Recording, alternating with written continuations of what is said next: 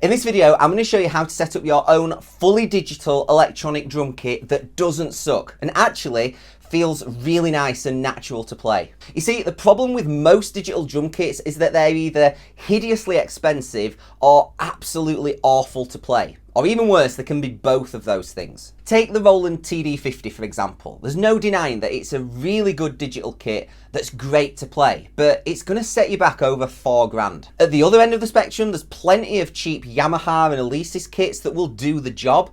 But if you've ever sat behind one of these, you will know how awful they feel to play and how many worlds apart they are from a real drum kit. And nothing is going to kill your inspiration on drums more than one of these. Well, I've got a solution that overcomes both of these problems. And in my studio, I've got a drum kit that is fully digital with all of the benefits that come with a digital kit, but with none of the drawbacks in terms of playability. And best of all, it is very affordable. Now, the reason that my digital drum kit feels way better to play than pretty much any other digital kit on the market is because it is actually a real drum kit. Now, you can use any real drum kit of your choice. You could go for something really cheap that you pick up secondhand, and this is probably still going to be way more fun and nice to play than most digital drum kits.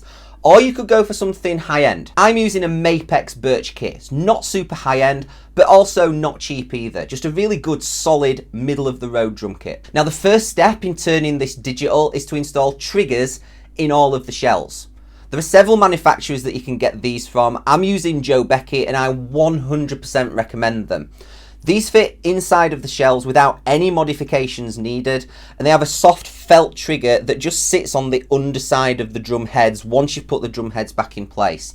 These are installed on the snare, all of your toms, and the kick. Now, in terms of the drum heads, you can use normal drum heads if you wish. However, I'm using silent mesh heads, and the reason for this is mainly due to noise. Now, luckily noise isn't an issue at my studio, but because this is going to be an E-kit and it's essentially just recording MIDI into my DAW, it's just unnecessary to use the loud normal drum heads. The silent mesh heads feel exactly the same, they've got a nice rebound, but when recording I can set the headphones to a reasonable level and not have to have them super loud to hear the track. Now, in terms of cymbals, I'm using Roland cymbal pads. They're really cheap, but they do the job. These are probably the only part of the kit that don't feel natural. Obviously, the pads don't feel like real cymbals.